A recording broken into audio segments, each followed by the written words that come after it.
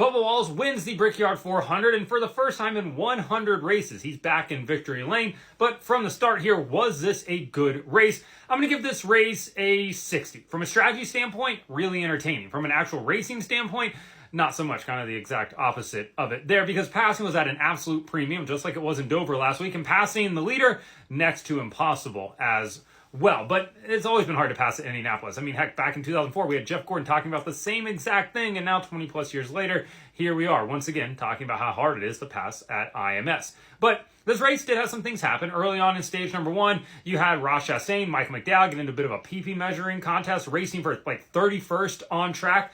Ross tries to block him getting into turn 3. McDowell just sends him. It's like, oh, I didn't know you were going to break that early. Listening to the onboard, it's slightly a bit more iffy than that. Then we had the Penske cars, minus Ryan Blaney, stay out on old tires.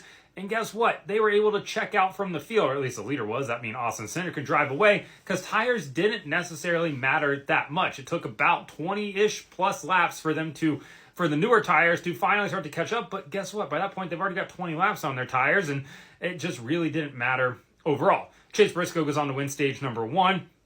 In stage number two, we have these multiple different strategies happening once again. You have the Penske cars on their strategy. You have other people maintaining the other strategy where they, came in and pitted and put tires on and everything like that. And ultimately, Ryan Blaney goes on to win stage number two. But we did have tire issues in this race. We had an issue with Cole Custer. He had a tire go down. Austin Cindric, as the leader, had a tire go down as well. And then late in this race, it looked like Paul Wolfe had absolutely executed his strategy to perfection. On his final stop, what should have been his final stop, he took just right side tires, sent his driver back out there, Joey Logano, and it looked like this fell right into Logano's lap. He had clean air. All he had to do was just hold off Bubba Wallace, and he was going to be fine. But guess what? He had clean air until he cut down a right rear tire. The crowd went absolutely berserk down in turn one. Everybody seemed to be very happy about it, and he would not go on to win the race. That gave it to Bubba Wallace. He inherited the lead, and he still had to maintain his lead.